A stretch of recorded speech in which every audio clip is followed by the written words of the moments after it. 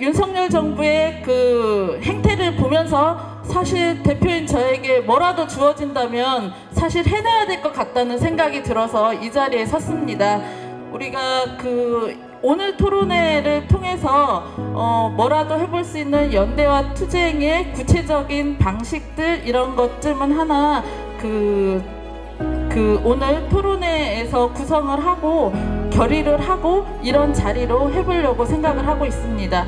종교계에서 그동안 어려운 일이 있을 때마다 많이 나서주셨던 신부님들, 목사님들, 스님 뭐 이렇게 많이 오셨고, 그리고 학계에서도 오늘 많이 참석해 주셨습니다. 그리고 문화예술계에서도 발걸음 함께 해주셨고, 노동계, 요즘에 이제 특히 윤석열 정부 들어서면서 탄압을 가장 많이 받고 있다고 보여질 수 있는 노동계에서도 오늘 참석을 해주셨고, 양곡법 이런 것들이 지금 논란이 되고 있는데 전농에서 오늘 참석하시기로 했는데 진천 산단 문제가 조금 시급해서 오늘은 이 자리에는 참석하시지 않았지만 아마 저희와 한뜻으로 함께하고 있을 거라고 생각됩니다.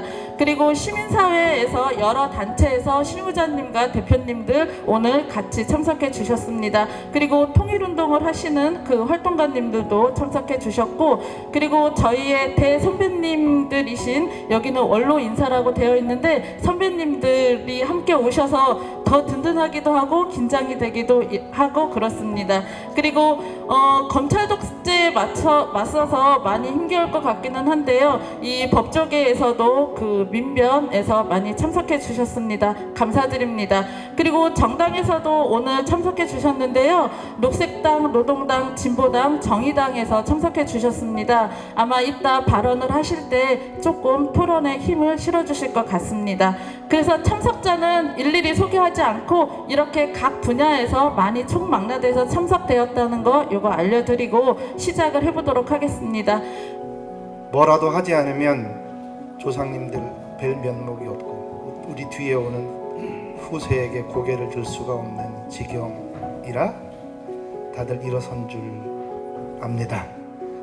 죄로 똘똘 뭉친 이 권력을 거꾸로 때리는데 동참하겠다고 하는 천주교회의 다짐을 전해드립니다. 한편으로는 자신감도 생겼습니다. 이 수동성당이 우리 충북지역 민주화운동에서 유서 깊은 자리입니다. 이 자리에 여러분들이 모여서 뜻을 합칠 때마다, 그리고 크고 작은 실천할 때마다 이루지 못한 일들이 없었습니다. 1998년도 1월달 안기호법 노동법 날치기를 준엄하게 꾸짖던 일도 여기서 있었거든요. 그때 장난친 사람들 다 죽어버렸어요. 그리고 결국 우리는 살아남았잖아요. 나라 지키고 있잖아요. 그래서 이번에도 여러 선생님들 보면서 이거는 이제 끝난 일이구나 하는 자신감이 저에게도 불끈 생겼고요. 해야 되는 일이다. 여러 선생님들과 활동가들 보면서 우리 지역사회에 그런 의미에서 마음에 등불이 탁 켜지리라고 생각합니다.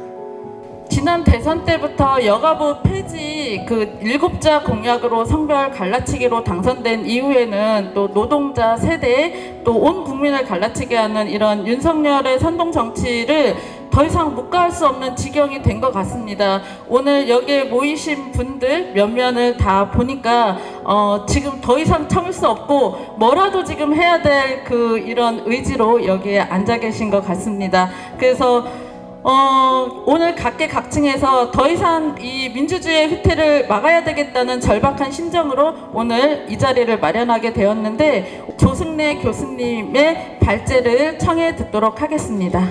촛불혁명의 환한 빛이 아직 눈앞에서 어른거리는데 캄캄한 어둠이 우리를 다시 엄습하고 있습니다. 윤석열 정부의 오만과 독선이 그동안 우리 시민들이 성취한 민주주의를 훼손하고 있기 때문입니다. 윤석열은 이 욕망을 자유라는 이름으로 포장하고 있습니다. 우리 사회의 민주화를 통해 시민공동체의 집단지성과 일반 의지로 통제되어 오던 소수 기득권층의 욕망의 족쇄를 풀어주겠다는 것입니다. 그들이 원하는 것이면 무엇이든 할 수 있게 해주겠다는 것입니다. 과연 이것을 자유라고 할 수 있겠습니까? 저는 윤석열이 취임사에서부터 이렇게 자유를 강조하길래 자유가 뭔지 이렇게 살펴봤습니다. 근데 제가 전공하는 그 정치 사상사적인 측면에서 볼 때도 이것은 뭐 오늘날 통용되는 자유는 아니다는 그런 결론입니다.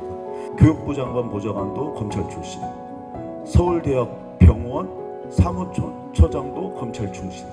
뭐 검찰 출신이 아닌 곳이 없습니다. 예, 그것이 조금 부담스럽습니다. 지금 임금 체계 변화 이야기하고 있습니다. 많이 일하고 임금은 안 주겠다는 얘기입니다. 그리고 노동 시간에 요즘 MZ 세대가 난리를 쳤다고 하는데 이게 과연 20대, 30대만의 문제이겠습니까? 저희 노동의 최고만이 분포되어 있는 비율을 보면은 비정규직은 청년 세대, 20, 30세대와 50 넘어가는 연령대에서 최고 많은 비정규직들이 분포되어 있습니다. 그럼 이 문제가 젊은 층의 문제냐? 그러면은 50대층 이상으로 가는 노동자들의 불합리성은 우리가 감내하는 거냐, 이 사회적으로? 그건 저는 아니라 봅니다.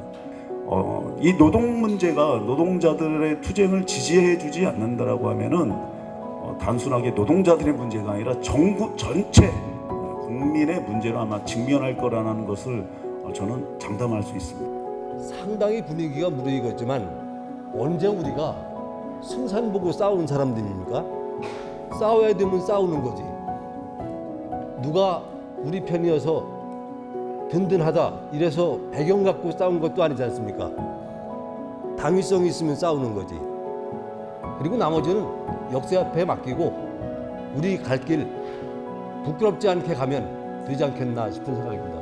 어떻게 검사가 정권까지 잡을 수 있을까? 과연 상상도 못했던 일이 벌어졌습니다. 근데 큰 문제는 그들이 이제 권력을 행사하면서 사실상 그것이 폭력인데도 불구하고 법이라는 이름을 내세우는데 이제 문제가 있는 겁니다.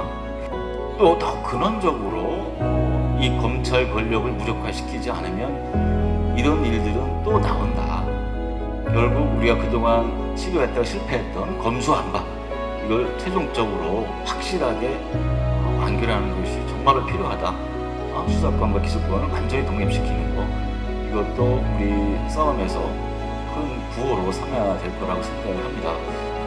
그래서 저희는 도대체 어떤 청년들이, 어떤 대상들이 향후 말하자면 우리가 이렇게 공동의 선이나 공동체를 위한 어떤 그런 의식을 가지고 나아갈 수 있는 힘이 있는 세력일까를 다시 한번 고민해야 될 것 같아요. 이젠 더 이상 유명 대학 학생들에게는 그런 것들을 기대하기가 어렵습니다. 그들이 크는 과정 속에 어떠한 어떠한 영감도 그들은 받지 않아요.